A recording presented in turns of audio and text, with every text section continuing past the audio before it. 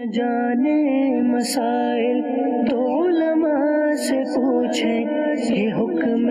مبین ہم کو رب سے ملا ہے۔ الحمدللہ رب العالمین والصلاة والسلام علی سید المرسلین، اما بعد فاعوذ باللہ من الشیطان الرجیم، بسم اللہ الرحمن الرحیم، الصلاة والسلام علیک یا رسول اللہ وعلی آلک واصحابک یا حبیب اللہ، الصلاة والسلام علیک یا نبی اللہ وعلی آلک واصحابک یا نور اللہ۔ مدرسہ کے ناظرین، پروگرام دارالفتاح اہل سنت میں آپ کو خوش آمدید کہتے ہیں۔ اللہ رب العالمین ہم سب کو علم نافع عطا فرمائے اور ہم سب کے علم میں برکتیں عطا فرمائے، جو سیکھے اس پر عمل کی توفیق عطا فرمائے۔ ابتداً درود پاک کی فضیلت پیارے رسول صلی اللہ علیہ وآلہ وسلم کا فرمان عظمت عالی شان ہے، ان اول الناس بی یوم القیامہ اکثرہم علیہ الصلاۃ، قیامت کے دن میرے قریب ترین وہ ہوگا جو مجھ پر کثرت سے درود پڑھتا ہوگا۔ صلو علی الحبیب صلی اللہ تعالی علی محمد صلی اللہ علیہ وآلہ وسلم، صلاۃ و سلام علیک یا سیدی یا رسول اللہ وعلی آلک واصحابک یا حبیب اللہ۔ آج کے ہمارے مہمان مفتی حسان صاحب ہیں، حضرت آپ کو خوش آمدید کہتے ہیں۔ جزاک اللہ۔ کیسے مزاج گرامی؟ الحمدللہ رب العالمین، اللہ کل ماشاء اللہ۔ بڑھتے ہیں ناظرین کی کالز کی طرف، دیکھتے کیا پوچھیں۔ میرا سوال یہ ہے کہ والد صاحب کے انتقال کے بعد کیا والد صاحب کی جائیداد میں پوتوں کا حصہ ہوتا ہے کیا؟ ٹھیک ہے، والد صاحب کا انتقال ہوا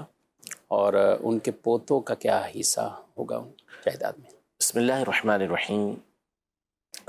پوتوں کا حصہ اس کی مختلف صورتیں ہوتی ہیں، یعنی اگر تو جو والد صاحب ہیں ان کا انتقال پہلے ہی ہو گیا، یعنی دادا ابھی حیات تھے، والد صاحب انتقال کر گئے،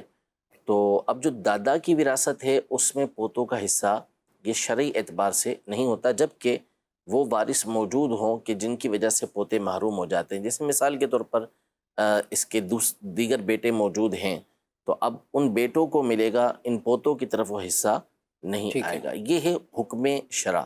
کہ شرعی اعتبار سے جو حصے شریعت نے مقرر کیے ہیں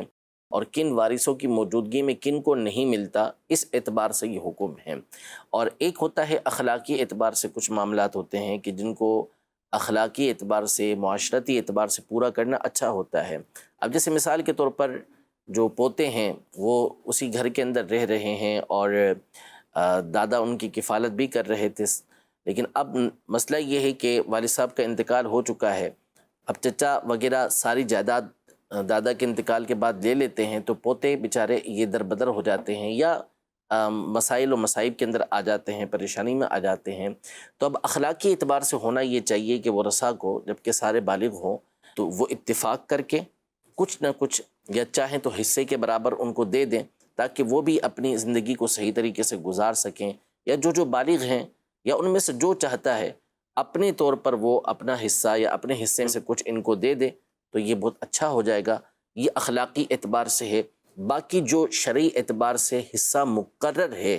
کہ جو لازمی طور پہ ایک وارث کو پہنچتا ہے، دیا ہی جاتا ہے، وہ پوتوں کا دادا کے انتقال کے بعد نہیں ہوتا، جبکہ ان کے والد کا ان کی زندگی کے اندر ہی بیٹے موجود ہوں تو اب، اور ویسے بھی قریبی رشتہ دار اگر تقسیم کے وقت وہ تو ویسے ہی حاضر ہوں تو قرآن پاک کا وہ حکم بھی ہے۔ جی یہی حکم ہے کہ مستحب، یہ سارا مستحب کے اعتبار سے، استحبابی اعتبار سے، اور ایک ہے کہ جو ورثاء جو وارث مقرر ہیں کہ ان کو حصہ ملے گا، وہ جداگانہ ہیں، وہ اللہ پاک نے بیان فرما دیے۔ اور اس کے علاوہ جو وَإِذَا حَضَرَ الْقِسْمَةَ أُولُو الْقُرْبَى وَالْيَتَامَى وَالْمَسَاكِينَ فَارْزُقُوهُم مِّنْهُ، کہ جو تقسیم کے وقت یتیم موجود ہیں، مسکین موجود ہیں، قریبی رشتہ دار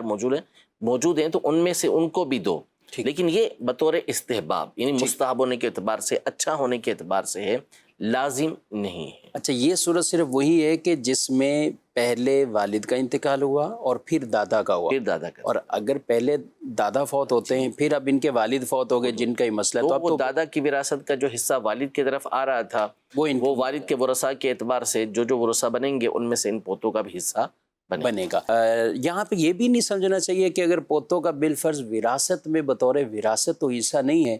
لیکن ایسا تو نہیں ہے کہ شریعت مطہرہ نے بالکل ان کو ایسا لا تعلق چھوڑ دیا کہ ان کا نفقہ، ان کا خرچ، معاملات، وہ بھی تو صورتیں بنیں گی کہ چچاؤں پہ آ جائیں. بہت ساری صورتیں بنتی ہیں، اور جو نان نفقے کے اعتبار سے بھی بنیں گی، اور پھر ہم نے اخلاقی اعتبار سے بھی گزارش کی کہ یہ ہونا چاہیے. اور اس میں سب سے بہتر اور احسن طریقہ یہ ہے کہ جب بھی تقسیم کاری کروانی ہو تو اس کے لیے کسی مستند معتمد مفتی صاحب سے رابطہ کریں یا دارالفتہ اہل سنت میں رابطہ کریں، اور پورے طور پر اس کی آپ رہنمائی لے لیں گے تو انشاءاللہ تبارک و تعالی شرعی اور اخلاقی اعتبار سے آپ کو اس حوالے سے ایک بہترین رہنمائی دی جائے گی. ٹھیک ہے. اور بالخصوص جن کے ہاں ایسے انتقالات اور یہ معاملات ہو جاتے ہیں اور بچے یتیم ہوتے ہیں، یتیم وہی بچے کے جو نابالغی کی عمر میں ہوتے ہیں، تو وہ ضرور اس حوالے سے وہ رہنمائی حاصل کریں تاکہ کہ ان کا خرچ کن پر ہے، یہ ذمہ داریاں کن پر بنتی ہیں. ان کے پاس اپنے پاس مال موجود ہے، مال موجود نہیں ہے، تو بہر صورت شریعت مطہرہ نے پورا ایک نظام دیا ہے، پورے احکامات اس کے بیان کیے گئے. ایسا نہیں ہے کہ کسی کے انتقال ہو جاتا ہے تو اب بچے ایک یتیم یا لاوارث بن جائے. یتیم تو ظاہر ہے کہ وہ جو اس عمر میں ہیں اور اس طرح کیٹیگری میں وہ کہلائیں گے یتیم، لیکن شریعت مطہرہ نے ان کو کوئی اکیلا تنہا ایسا نہیں چھوڑ دیا کہ اب کسی کے اوپر ان کی کوئی ذمہ داری رہتی نہیں ہے. تو ایسے مواقع پر بالخصوص جو چچا ہیں اور تایا ہیں وہ اپنے طور پر یہ ضرور شرعی طور پر اس کی رہنمائی حاصل کریں کہ اب ان کے اخراجات وہ کن پر بنیں گے، ان کی کفالت کون کرے گا. یتیم کی تو ویسے ہی کفالت کرنا اور اس کے ساتھ حسن سلوک کرنا، یہ ہمارے دین نے بڑی اس کی تربیت فرمائی ہے. اور رسول مکرم صلی اللہ علیہ وآلہ وسلم نے تو فرمایا انا وکافل الیتیم، کہ میں اور یتیم کی کفالت کرنے والا وہ جنت میں ایسے ہوگا. اور آپ نے انگلیوں سے اشارہ فرمایا، یعنی قرابت، بالکل قربت والا، کہ وہ جنت میں اس طرح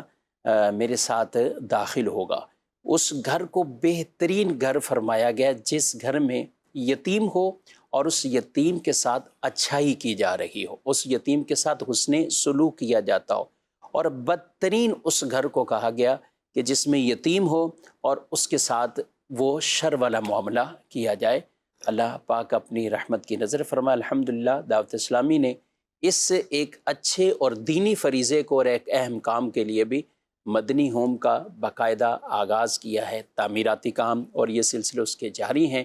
کہ جس میں اس معاشرے کے اندر ایسے بچے، لاوارث بچے، یتیم بچے، ان کی بھی کفالت کی جائے، ان کو بھی تعلیم اور تربیت سے آراستہ کیا جائے، دینی تعلیم بھی دی جائے، دنیاوی تعلیم بھی دی جائے، اور وہ بھی معاشرے کے اندر ایک ایسے بہترین فرد بن کر آئیں کہ دینی طور پر بھی، دنیاوی اعتبار سے بھی، اور وہ خود کفیل بنیں بلکہ اوروں کے بھی وہ کفالت کرنے والے بن جائیں. تو اس کار خیر میں بھی آپ ضرور اپنے حصے ملا کر مالی طور پر عطیات دے کر جو ہے وہ اس میں تعاون میں، اور اس ایک اہم دینی کام کے اندر بھی آپ مالی معاونت کر کے شریک ہو سکتے ہیں. اللہ ہمیں نیکی کی توفیق دے. مزید کون؟ مفتی صاحب میرا سوال یہ ہے، جیسے ہماری ایک یا دو رکعت مس ہو جائیں، ہم آخری رکعت میں شامل ہوں اور اتحیات کے بعد ہم اشہد ان لا الہ کے بعد درود ابراہیم پڑھیں گے یا اشہد ان لا الہ کے بعد ہم بالکل رک جائیں گے؟ جی، تشہد اور دو رکعتیں دونوں ہی رہ گئیں، اتحیات کے بعد کیا کریں؟ جس کو بھی اس کو کہتے ہیں مسبوق، یعنی امام کے ساتھ جس کی ایک رکعت چھوٹ گئی، یعنی پوری نماز اس کو امام کے ساتھ نہیں ملی، اب امام کے سلام پھیرنے کے بعد اس نے کھڑے ہو کر اپنی رکعت کو ادا کرنا ہوتا ہے. تو ایسے کے لیے حکم شرع یہ ہے کہ جب وہ آخری رکعت کے اندر بیٹھا ہے تو التحیات وہ پڑھے گا. التحیات پڑھنے کے بعد وہ خاموش نہ بیٹھے، بلکہ یہاں پر علماء نے یہ حکم ارشاد فرمایا کہ اشہد ان لا الہ الا اللہ و اشہد ان محمدًا عبدہ و رسولہ. ٹھیک ہے، اس کی وہ تکرار کرتا رہے، بار بار اس کو پڑھتا رہے. تو اس وقت تک پڑھتا رہے جب تک کہ امام سلام نہ پھیر لے. امام سلام پھیر لے تو وہ کھڑا ہو جائے. تو خاموش رہنے کی بجائے یہ پڑھتا رہے. وہ سوال ہے میسی کے ذریعے موصول ہوا ہے کہ قرآن پاک کی جو دعائیں ہیں ان کے سیغے بدل کر دعا کی جا سکتی ہے؟ جیسے جمع کا سیغہ ہے تو ہم واحد کا کر لیں، اسی طرح واحد کا ہے تو ہم وہاں پہ جمع کا کر لیں. کہ جب بطور قرآن پڑھیں گے تو ظاہر ہے کہ اس میں تبدیلی کی کوئی صورت نہیں ہے. اسی طرح عام طور پہ جو قرآن مجید فرقان حمید میں دعائیں ہوتی ہیں وہ جمع کی صیغے کے ساتھ ہی ہوتی ہیں، یعنی ربنا اتمم لنا نورنا، ربنا آتنا فی الدنیا، ربنا لا تزغ قلوبنا، ربنا اننا آمنا فاغفر لنا، یہ سارے جمع کے اعتبار سے ہیں۔ ٹھیک ہے، تو ان کو واحد کرنے کی کوئی حاجت نہیں ہے، جمع کے ساتھ ہی بندہ پڑھے، یہی اولا اور عرفہ ہے۔ اور بالفرض اگر آپ اس طرح پڑھیں گے تو بہت سے لوگ جو قرآن پاک کی ان دعاؤں کو یاد رکھے ہوئے ہوں گے تو وہ تشویش کے اندر آ جائیں گے کہ یہ آپ نے کیا نعوذ باللہ قرآن کے اندر تبدیلی کر اضافہ دی کیا ہے، ہے۔ اضافہ کر دیا ہے۔ اسی طرح احادیث طیبہ میں بھی جو صیغے جس طرح آئے ہیں، حتی المقدور حتی الامکان اس میں یہی ہونا چاہیے کہ جس طرح صیغے آئے ہیں ویسے ہی اسے پڑھنا ٹھیک چاہیے، ہے، اس میں تبدیلی بغیر کسی وجہ کے کرنی نہیں چاہیے۔ عمومی طور پر ہمارے اسلاف سے یعنی صحابہ کرام علیہم رضوان سے بھی اس حوالے سے جو منقول ہے تو وہ دعا کے بعد کی زیادتی منقول ہے، وہ درمیان میں تبدیلی عام طور پہ نہیں کرتے تھے، جیسا آتا تھا ویسے ہی پڑھتے تھے، پھر اس کے بعد کچھ اور پڑھنا ہے تو وہ پڑھا کرتے تھے۔ تو اس لیے جیسا قرآن و سنت کے اندر آیا ہے انہی صیغوں کے ساتھ آپ اسے پڑھیں، یہی اعلیٰ یہی عرفہ ہے، اور بعض صورتوں میں یہ ضروری بھی ہو جائے گا۔ ٹھیک ہے۔ اچھا کچھ ایسے اضافہ جیسے ربنا آتنا فی الدنیا، اب اس کو اللہم ربنا آتنا فی الدنیا، یہ تو حکم دیا گیا، یعنی بالخصوص جب آپ نماز کے اندر یہ دعائیں پڑھیں جو دعائیں معصورہ ہوتی ہیں قرآن کے اندر آئی ہیں، تو اس میں آپ پھر اللہم ملائیں، اللہم ربنا آتنا فی الدنیا حسنہ، اللہم ربی جعلنی مقیم الصلاۃ ومن ذریتی، تاکہ پتہ چل جائے کہ آپ قرآن بھی نہیں پڑھ رہے اور اللہ کی بارگاہ میں آپ گزارش کر رہے ہیں۔ ٹھیک ہے۔ امام صاحب جو دعا کر رہے ہوتے ہیں تو وہ ایک اجتماعی دعا ہے، اب وہ دعائیں کہ جو واحد کے صیغے سے ہیں، فاعف عنی، تو اب ان کی جگہ فاعف عنا، یا اللہم اجرنی اس کی جگہ اجرنا، اس طرح کے کلمات۔ دیکھیں اس میں بھی یہی کرنا چاہیے کہ بندہ واحد کے صیغے ہی پڑھے، اور دوسرا یہ اس میں کہ جس نے آمین کہا نا وہ اس دعا کے اندر شامل ہو گیا، اچھا، جیسا کہ حضرت سیدنا موسیٰ علیہ نبینا و علیہ السلام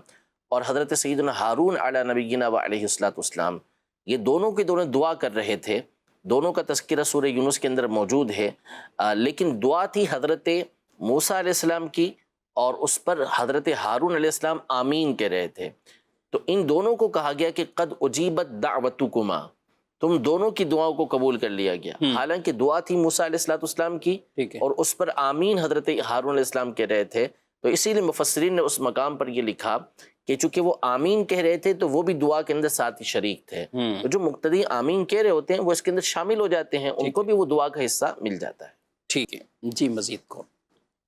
مفتی صاحب کی بارگاہ میں عرض یہ تھا کہ شوال کے جو 6 روزے ہوتے ہیں کیا وہ عید کے دوسرے دن سے رکھنا ضروری ہوتے ہیں یا پورے شوال کے مہینے میں کبھی بھی رکھے جا سکتے ہیں؟ ٹھیک ہے، کافی لوگوں کو یہ کنفیوژن رہتی ہے، بلکہ دوسرے دن اگر شروع نہیں کیا تو یہ لوگ پوچھ رہے تھے کہ اب تو ہو ہی نہیں سکتے۔ یہاں دیکھیں 2 طرح کی غلط فہمیاں ہیں۔ ایک غلط فہمی تو یہ ہے کہ جو شوال کے 6 روزے ہیں وہ عید کے دوسرے دن سے رکھنا ضروری ہو جاتا ہے، اور ایک غلط فہمی یہ ہے کہ یہ شوال کے جو 6 روزے ہیں وہ ایک ساتھ 6 رکھنا ضروری ہوتا ہے، اور یہ دونوں باتیں درست نہیں ہیں۔ دوسرے دن سے رکھنا یہ کوئی ضروری نہیں ہے، آپ پورے مہینے میں کسی بھی 6 دن کے اندر یہ روزے رکھ سکتے ہیں، چاہے ہر ہفتے کے اندر 2 رکھیں، ایک ہفتے میں 1 رکھا، ایک ہفتے میں 2 رکھیں، کوئی اس کے اندر حرج نہیں ہے، آپ کسی وقت بھی اس کو شوال کے مہینے میں شروع کر سکتے ہیں۔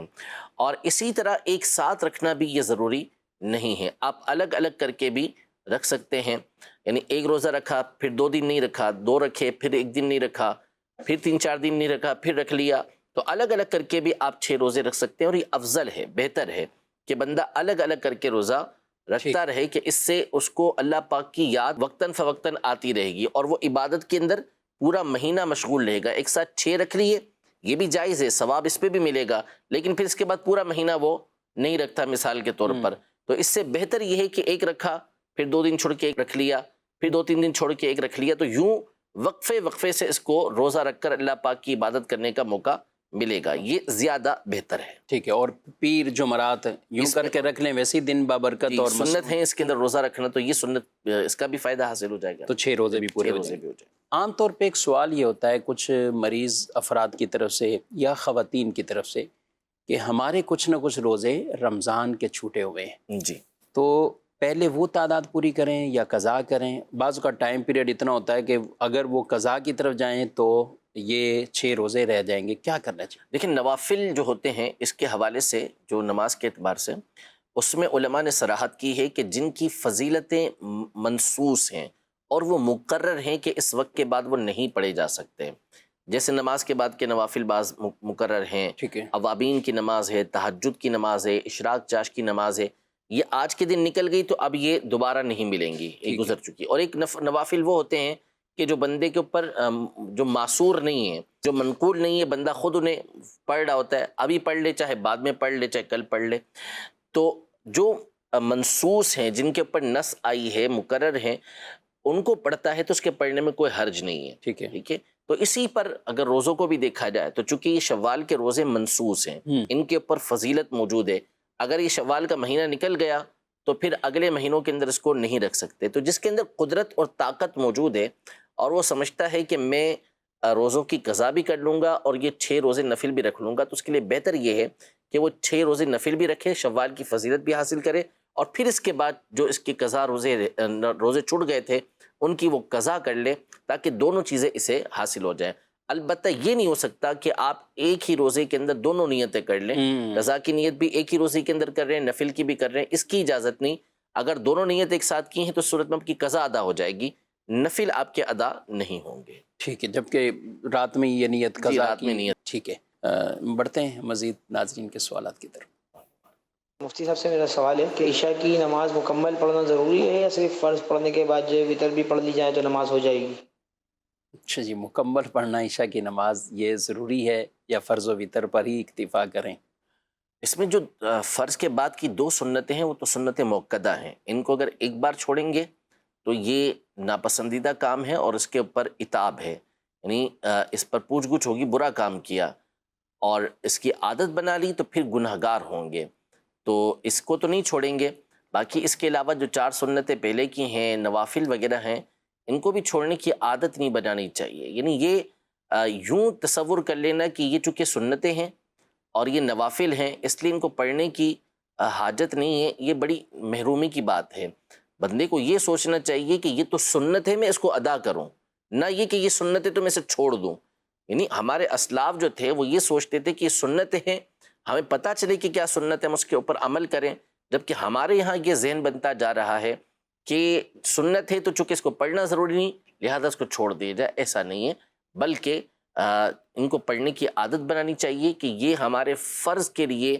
ایک فصیل اور ایک قلعی کی حیثیت رکھتے ہیں، ایک باؤنڈری وال کی حیثیت رکھتے ہیں کہ اگر ہم اس کے عادی ہوں گے تو ہمارے فرض کی، واجبات کی، سنت موقدہ کی حفاظت رہے گی، ورنہ بندہ جب ان چیزوں کو چھوڑنے کا عادی ہوتا ہے بہت زیادہ اندیشہ ہوتا ہے کہ وہ فرائض کے اندر، واجبات کے اندر بھی سستی کرے گا۔ جیسے مثال کے طور پر آپ نے کہا کہ فرض اور وتر پورے کر لے تو بندے کی نماز ہو جائے، اب دیکھیں سنت غیر موقدہ پڑھنے کی عادت نہیں ہوگی تو پھر سنت موقدہ چھوڑنے کا بھی ذہن بن گیا، اب جب اس کو چھوڑیں گے تو ہو سکتا ہے آہستہ آہستہ شیطان جو ہے وہ وتر چھوڑنے کی طرف لے جائے کہ یہ واجب ہے، یوں یہ شیطان آہستہ آہستہ وار کرتا ہے۔ تو اگر آپ پہلے سے ہی بندوبست کر کے رکھیں گے کہ سنت غیر موقدہ ہی آپ کی نہ چھوٹتی ہوں، نوافل ہی آپ کے نہ چھوٹتے ہوں، تو وہ کہاں سے آپ کو سنت موقدہ اور واجب اور پھر فرض چھڑانے کی ہمت کر سکے گا۔ ٹھیک ہے، مسجد میں کچھ سوالات موصول ہوئے ہیں۔ ایک سوال یہ ہے کہ فیمیل ٹیچرز ہوں اور وہ سر پر دوپٹہ بھی نہ لیں تو ایسی صورتحال میں ان سے پڑھنا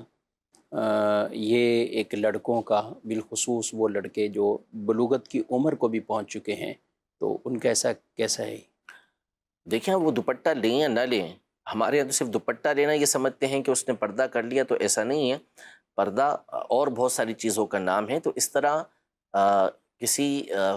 مرد کو، کسی لڑکے کو فیمیل ٹیچر سے پڑھنے کی شرعاً اجازت نہیں ہے۔ اب مرد ہیں، مردوں سے پڑھیں، جو عورتیں ہیں وہ عورتوں سے پڑھیں، یوں پڑھنے کی شرعاً بہرحال اجازت نہیں ہے۔ جی مزید سوالات۔ میرا نام فرحان ہے اور میرا سوال یہ ہے کہ اگر رمضان کا روزہ کسی سے چھوٹ جائے، رمضان میں جو روزے ہوتے ہیں ان میں سے اگر کسی کا ایک روزہ یا کسی زیادہ روزے چھوٹ جائیں بیماری کی وجہ سے، تو اگلے رمضان تک یعنی کہ 1 سال تک اس کی طبیعت ٹھیک نہ ہو سکے، صحت یاب نہ ہو سکے، کیا وہ اس کا فدیہ ادا کر دے یا پھر اگلے رمضان کے بعد بھی روزہ رکھ سکتا ہے؟ اللہ پاک انہیں تندرستی عطا فرمائے، نیت رکھیں، اچھی نیت رکھیں، انشاءاللہ جیسے ہی موقع ملے تو اس کو کرنا ہے، اگر نہ قضا کر سکے تو فدیہ دے دیں۔ نہیں ایسا نہیں، اصل میں حکم یہی ہے کہ جتنا جلدی بندہ ممکن ہو قضا ادا کر لے، کہ موت کا کوئی بھروسہ نہیں ہے۔ بالخصوص اگلے سال کے رمضان کے آنے سے پہلے تو یہی چاہیے کہ بندہ اس کو پورا کر لے، یعنی جو اس کے روزے قضا ہیں ان کو ادا کر لے۔ لیکن بالفرض اگر رمضان آ گیا اور اس نے ابھی تک ان روزوں کی قضا نہیں کی، تو اب حکم یہی ہے کہ اس نے رمضان کے روزے رکھنے ہیں، اور یہ جو روزے اس کے چھوٹ گئے ہیں اس کی قضا وہ رمضان کے بعد ادا کرے گا۔ فدیہ اس طرح دینے کی شرعاً اجازت نہیں ہے۔ دنیا کی سب سے نیکوکار خاتون کون سی ہے؟ یا انہوں نے بیچ میں لکھا ہے کہ نیکوکار بیٹی کون سی ہے؟ تو دیکھیں اب بیٹی کیا لحاظ کریں گے تو ظاہر ہے کہ پھر تو اس میں کوئی شبہ ہی نہیں ہے کہ سیدہ کائنات سیدہ فاطمہ زہرا رضی اللہ تعالی عنہا کی ہستی وہ ہے کہ جو یقیناً تمام بیٹیوں میں سب سے اعلیٰ اور عرفہ نبی پاک صلی اللہ علیہ وسلم کی شہزادی ہیں، اور سیدہ کائنات ہیں، اور اہل جنت کی عورتوں کی آپ سردار ہیں۔ تو یوں سیدہ کائنات رضی اللہ تعالی عنہا کی افضلیت تو بالکل واضح ہے۔ باقی اس کے علاوہ پھر اور جہاد سے دیکھیں اور لحاظ سے دیکھیں، ازواج مطہرات کے اعتبار سے تو سیدہ خدیجہ اور سیدہ عائشہ رضی اللہ تعالی عنہا کا مقام و مرتبہ ہے۔ اس کے علاوہ نبی پاک صلی اللہ تعالیٰ علیہ وآلہ وسلم سے تعلق رکھنے والی اور خواتین کے اور بالخصوص آپ کے ازواج مطہرات کے مقام و مرتبے ہیں۔ سیدہ مریم رضی اللہ تعالیٰ عنہا کے بارے میں، سیدہ آسیہ رضی اللہ تعالیٰ عنہا کے بارے میں نبی پاک صلی اللہ علیہ وسلم نے فضیلت بیان کی کہ یہ افضل ترین خواتین ہیں۔ حضرت آسیہ کے بارے میں فرمایا، حضرت مریم رضی اللہ تعالیٰ عنہ کے بارے میں فرمایا، حضرت خدیجہ رضی اللہ تعالیٰ عنہ کے بارے میں فرمایا، حضرت فاطمہ زہرا رضی اللہ تعالیٰ عنہ کے بارے میں فرمایا، اور حضرت عائشہ رضی اللہ تعالیٰ عنہ کے حوالے سے دیگر احادیث طیبہ میں ان کی فضیلت مختلف تشبیہات کے ذریعے نبی پاک صلی اللہ تعالیٰ علیہ وسلم نے بیان فرمائی۔ لیکن چونکہ اس میں واضح طور پہ بیٹی کا تذکرہ موجود ہے تو سیدہ کائنات رضی اللہ تعالیٰ عنہا سے بڑھ کر کون جو ہے وہ بیٹی ہوگی کہ جس کی فضیلت ہو؟ آپ یقیناً تمام بیٹیوں سے سب سے اعلیٰ اور عرفہ ہیں۔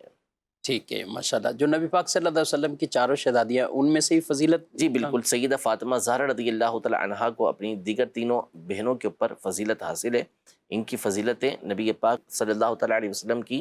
زبان اقدس سے موجود ہیں۔ ماشاءاللہ۔ اوورال جو خواتین کے حوالے سے یہ بیان کیا جاتا ہے اس میں کوئی ایک خلاصہ یا کوئی تطبیق ہو جائے؟ جی بالکل، اس میں یہ ہے کہ جو ہمارے علماء کا موقف ہے، کیونکہ حضرت خدیجہ رضی اللہ تعالیٰ عنہا، حضرت عائشہ رضی اللہ تعالیٰ عنہا، حضرت فاطمہ رضی اللہ تعالیٰ عنہا، یہ تینوں کی تینوں جو خواتین ہیں یہ اعلیٰ ترین کائنات کی خواتین ہیں، اور تینوں کی فضیلتوں کے اوپر، افضلیت کے اوپر بہت ساری نصوص موجود ہیں کہ عورتوں میں یہ تینوں خواتین جو ہیں وہ افضل ہیں۔ پھر بعض علماء نے اس میں تقابل بھی پیش کیا، کسی نے حضرت عائشہ رضی اللہ تعالیٰ عنہا کو افضل کہا تو کسی نے حضرت فاطمہ رضی اللہ تعالیٰ عنہا کو افضل کہا، لیکن ہمارے جو محققین علماء ہیں وہ کہتے ہیں کہ ہم ان تینوں کے بارے میں سکوت کرتے ہیں کہ ہمارے نزدیک تینوں کی تینوں سب سے افضل خواتین ہیں، حضرت خدیجہ رضی اللہ تعالیٰ عنہا، حضرت عائشہ رضی اللہ تعالیٰ عنہا، اور حضرت سیدہ فاطمہ رضی اللہ تعالیٰ عنہا۔ ماشاءاللہ۔ جی مزید سوال؟ مفتی صاحب سے میرا یہ سوال ہے کہ اگر جائیداد سے بہن حصہ لینا چاہے تو اس کا حصہ بنتا ہے، اگر نائب لینا چاہے اور وہ خوش ہو کے اپنے بھائیوں کو حصہ دینا چاہے تو اس کے بارے میں ہمیں شرعی ہدایت دیں۔ جائیداد میں سے بھائی تو حصہ دینا چاہ رہے ہیں، بہنیں خوش ہو کر وہ نہیں لینا چاہ رہی، اور ویسے اتفاق ہے حسان صاحب یہ سوال صرف بہنوں کے حوالے سے ہوتا ہے کہ بہنیں خوش ہو کر، کبھی ایسا سوال شاید ہو سکتا ہے آپ کو تجربہ ہو کہ ایسا سوال بھی آیا کہ بھائی کہہ رہے ہیں ہم راضی ہو کے بہنوں کو دینا چاہ رہے ہیں، ہم نہیں لینا چاہ رہے ہیں؟ ہوتا ہے ایسا، یعنی ایسے نہیں کہ بالکل ہی نہ ہو، ایسے ہوتے ہیں مطلب کچھ، یعنی جیسے بھائی ویل سیٹ ہوتے ہیں ہاں، اور بہنیں کمزور ہوتی ہیں مالی اعتبار سے، تو اللہ پاک جس کو توفیق دیتا ہے، سعادت دیتا ہے، تو پھر وہ جو کچھ والد صاحب کے اس میں سے ملتا ہے تو وہ کہتے ہیں کہ ہم بہنوں کو دے دیتے ہیں۔ لیکن میرا شرعی مسئلہ یہ ہے کہ جو وراثت ہے یہ ملک جبری کہلاتی ہے، یعنی لازمی طور پر یہ ملکیت کے اندر آتی ہے، تو یوں وڈرو نہیں ہو سکتے، لے کے آپ ان کے قبضے میں دے دیں، بہت اچھی بات ہے۔ اب بہنیں بھی اس طرح کرنا چاہتی ہیں کہ وہ اپنے اپنے گھروں میں بعض اوقات اچھی سیٹ ہوتی ہیں، ویل سیٹ ہوتی ہیں، اور بھائی بعض اوقات کمزور ہوتے ہیں مالی اعتبار سے، تو وہ چاہتی ہیں کہ بھائی کو دے دیا جائے، تو بالکل، لیکن اس کے لیے پہلے آپ قبضہ کر لیں، قبضہ کرنے کے بعد پھر ان کو آپ دے دیں۔ نماز میں چھینک آنے پر کوئی جو ہے وہ الحمدللہ جو کہا ویسے کہنا نہیں چاہیے، لیکن اگر کسی نے الحمدللہ رب العالمین نماز میں کہہ دیا تو اس کی نماز ہو جائے گی، نماز فاسد نہیں ہوگی۔ اپنی چھینک پر یہ اپنی چھینک پر کہہ دیا، کسی کے سامنے جواب والے کی چھینک پر بھی الحمدللہ نکل گیا، تو اگر جواب کی نیت سے اس نے اس طرح بولا ہے تو اس صورت میں اس کی نماز فاسد ہو جائے گی۔ ٹھیک ہے، مزید سوال۔ مفتی صاحب سے سوال کرنا ہے کہ ہم 6 بھائی تھے، ایک جو ہے اس کی ڈیتھ ہو گئی تقریباً آج سے 8-10 سال پہلے، تو اس کے بچے جو ہیں ابھی وہ بالغ ہیں۔ میرے والد صاحب جو ہیں وہ ابھی ہمارے گھر کا جو ہے وہ ترکہ کر رہے ہیں، حصے کر کے دے رہے ہیں، تو اس میں کیا وہ جو بھائی فوت ہو گئے تھے ان کا کیا حصہ بنتا ہے اور نہیں بنتا؟ بچے بھی ابھی بالغ ہیں، ایک کی شادی ہو گئی ہے اور ایک ابھی جو ہے وہ بھی کام کرتا ہے لیکن بالغ ہے۔ یہ پوچھنا تھا کہ ان کا کیا حصہ بنتا ہے اور نہیں بنتا جو بھائی فوت ہو گئے ہیں؟ والد صاحب ابھی زندہ ہے۔ ٹھیک ہے، والد صاحب ابھی حیات ہیں اپنی زندگی، جب حیات ہیں تو ابھی وراثت تو ہے ہی نہیں، وراثت تو انتقال کے بعد ہوتی ہے۔ تو ابھی والد صاحب اگر زندگی کے اندر جس کو حصہ دینا چاہیں وہ دے سکتے ہیں، اور پوتوں کو بھی اپنا حصہ دے سکتے ہیں، اور چاہیں تو برابر بھی دے سکتے ہیں، اس میں کوئی حرج نہیں ہے۔ لیکن بہتر یہی ہے کہ والد صاحب کو چاہیے کہ اس حوالے سے دارالفتہ اہل سنت میں یا کسی بھی مستند مفتی صاحب کے پاس چلے جائیں اور ان سے اس حوالے سے گفتگو کر لیں تو زیادہ اچھا ہے، تاکہ ڈیٹیل معلوم ہو سکے کہ ان کی کنڈیشن ہے کیا۔ لیکن یہ کہ بہرحال زندگی میں جو دیا جاتا ہے وہ ہبہ ہوتا ہے، گفٹ ہوتا ہے، وہ وراثت نہیں ہوتی۔ ابھی وہ مالک ہیں، وہ جو چاہیں اپنے مال کے اندر تصرف کر سکتے ہیں۔ بہتر اس میں یہ ہوتا ہے کہ تمام ورثاء کو وہ برابر دیں۔ اچھا، اس میں ایک صورت وصیت کی بھی پاسبل ہے کہ بعض اوقات جیسے والد چار ہوتے ہیں نا، پوتوں کو نہیں ملے گا اور وہ حیات بھی ہیں، اب وصیت کی صورت میں بھی ان کو بالکل حصہ ہو کچھ سکتا ہے، وصیت کی صورت میں بھی ہو سکتا ہے، ٹھیک ہے، اور 1/3 کے اندر ان کی وصیت بھی نافذ ہوگی، اور کر دینا بھی چاہیے۔ اگر ان کو اندیشہ ہے کہ نہیں ملے گا تو اس طرح کر دیں گے تو اچھا رہے گا۔ ٹھیک ہے۔ اس کے حوالے سے ہمارے دارالفتہ میں باقاعدہ آپ اس کی رہنمائی بھی لے لیں گے، اور ایک فتویٰ بھی تحریری طور پر اگر والد بھی لے لیتے ہیں، یا کبھی بھی اس طرح کا معاملہ ہوتا ہے تاکہ دوسروں کے ذہنوں میں کوئی بدگمانی نہ پیدا ہو اور اس طرح کی کوئی رنجش پیدا نہ ہو، تو آپ اپنے پاس فتویٰ ایک تحریری صورت میں فتویٰ لے کر وہ اپنے پاس رکھیے۔ الحمدللہ شہر کراچی میں 5 دارالفتہ اہل سنت موجود ہیں، اور اس کے علاوہ بھی کراچی پاکستان کے بڑے بڑے شہروں میں، حیدرآباد میں، فیصل آباد میں، لاہور میں، گجرانوالہ، ملتان، سرگودا، راولپنڈی، یہ بڑے بڑے شہر ہیں جہاں باقاعدہ دارالفتہ اہل سنت کے الحمدللہ شاخیں موجود ہیں، مفتیان کرام وہاں پہ علماء کرام موجود ہوتے ہیں۔ آپ اگر اس طرح کے سوالات آپ لے کے جاتے ہیں تو انشاءاللہ آپ کو باقاعدہ اس کے تحریری فتاوی جات بھی دیے جاتے ہیں۔ آپ اپنے پاس ایک رکھیں گے، ایک سند ہے، رشتہ داروں کو بھی دکھائیں گے۔ اس سے فائدہ یہ ہوتا ہے، ایک تو خود آپ نے حکم شرع پہ عمل کیا، اس کے ساتھ ساتھ کسی کو بدگمانی بھی نہیں ہوگی، اور دیگر اور لوگوں کو بھی ایک ان کی ذہن سازی گویا کہ ہوتی ہے کہ جب اس طرح کا معاملہ پیش آیا تو ہم نے علماء سے رہنمائی لینی ہے اور پھر ہم نے اس طرف آگے بڑھنا ہے، تاکہ ہم کسی کے ساتھ حق تلفی نہ کریں، نہ حق طریقے سے کسی کا مال وہ ہماری طرف نہ آ جائے۔ مزید سوال۔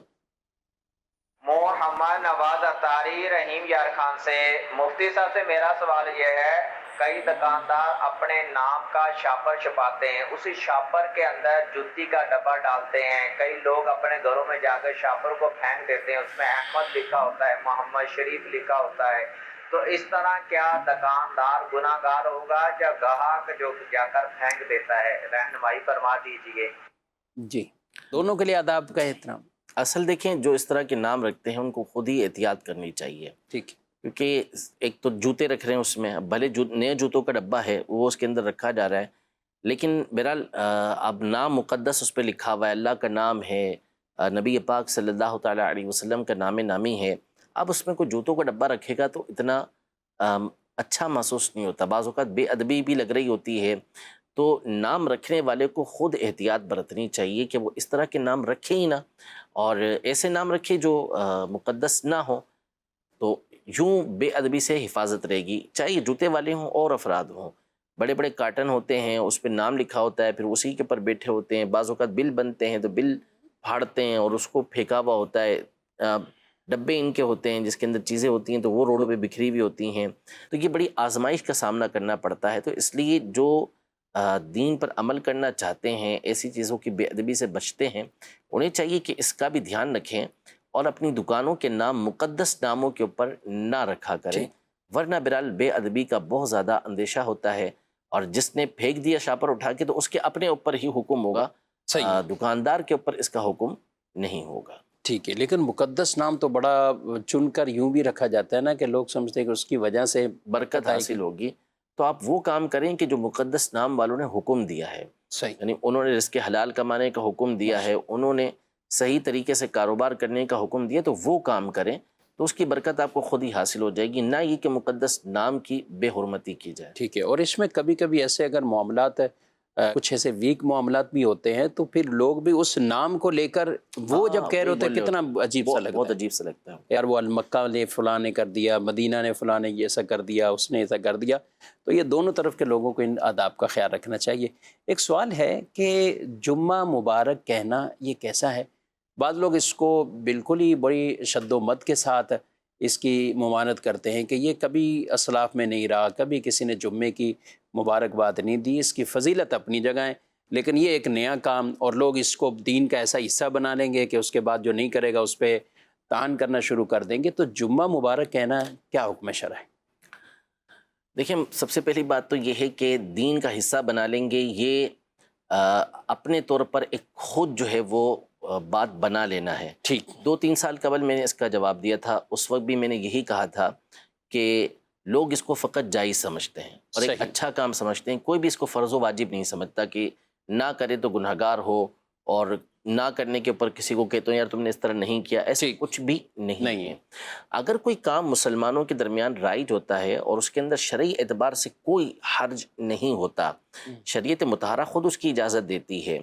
تو اس کو خامہ خامہ منع کر دینا یہ بات درست نہیں۔ ٹھیک ہے، جو مبارکباد دینا ہے، مبارک کا مطلب ہوتا ہے کہ اللہ پاک آپ کو اس کے اندر برکت دے، ٹھیک، یا وہ چیز برکت والی ہے۔ تو اب جمعہ مبارک کا مطلب ہے کہ اللہ پاک نے اس دن کے اندر برکت رکھی ہوئی، کوئی شبہ نہیں، اس کے اندر اللہ پاک نے برکتیں رکھی ہوئی ہیں، اس کے اندر نماز ہوتی ہے، لوگوں کا اجتماع ہوتا ہے، ایک وقت اللہ پاک نے اس کے اندر مخصوص رکھا ہوا ہے جس میں جو دعا کی جائے اللہ پاک قبول فرماتا ہے، تو برکت والا دن تو ہے۔ تو یا تو خبر دی گئی کہ جمعہ مبارک ہے تو اس میں کوئی حرج نہیں، ہم بتاتے ہیں رمضان مبارک ہے، قرآن مبارک ہے، فلاں چیز مبارک ہے، عید مبارک بھی تو 3 دن لوگ کہتے ہیں، تو یہ برکت کی یا تو خبر ہے یا پھر دعا ہے کہ اللہ پاک آپ کو اس کے اندر برکت عطا فرمائے۔ علامہ جلال الدین سیوطی رحمۃ اللہ تعالی علیہ نے اس حوالے سے پوری کتاب لکھی ہے، وصول الامانی باصول التہانی۔ تہانی یہ تہنیتن کی جمع ہے، جس کا مطلب ہوتا ہے کہ مبارکباد دینا۔ ٹھیک، تو آپ نے بہت ساری وہ صورتیں جمع کی کہ جو احادیث طیبہ سے بھی ثابت ہیں کہ فلاں فلاں موقع پر نبی پاک صلی اللہ علیہ وسلم نے مبارکباد دی، جیسے اولاد کے پیدا ہونے پر، شادی ہونے کے اوپر، اور رمضان کے آنے کے اوپر۔ تو یہ مختلف چیزوں کی جو مبارکباد دینے کی صورتیں ہوتی ہیں وہ انہوں نے جمع کی، اور آخر میں آپ نے امام ابو الحسن المقدسی رحمۃ اللہ تعالی علیہ کے حوالے سے اس بات کو نقل کیا کہ یہ جو مہینوں کے آنے پر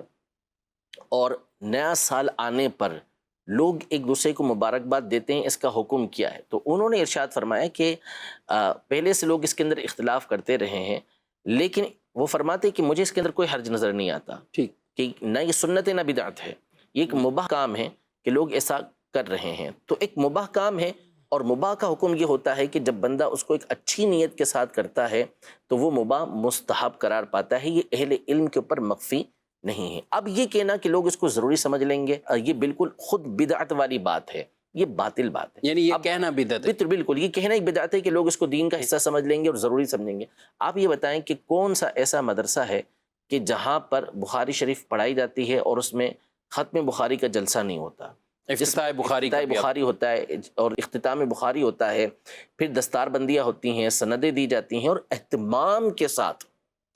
برسہ برس گزر گئے، 50 سال 60 سال بعض مدرسوں کو گزر گئے کہ جس کے اندر یہ ہو رہا ہوتا ہے، اور ان کی طرف سے بھی ہو رہا تھا کہ جو اس کو بدعت کہتے ہوئے آ رہے ہیں۔ تو آپ بتائیے کہ ایک کام وہ ہے نا کہ جس کو اچھا سمجھ کے کیا جا رہا ہے، دین کا کام سمجھ کے کیا جا رہا ہے کہ بخاری شریف پڑھی گئی، اختتام ہوا، تو اب اس کی ہم مبارکباد دے رہے ہیں۔ تو اب دیکھیں آپ،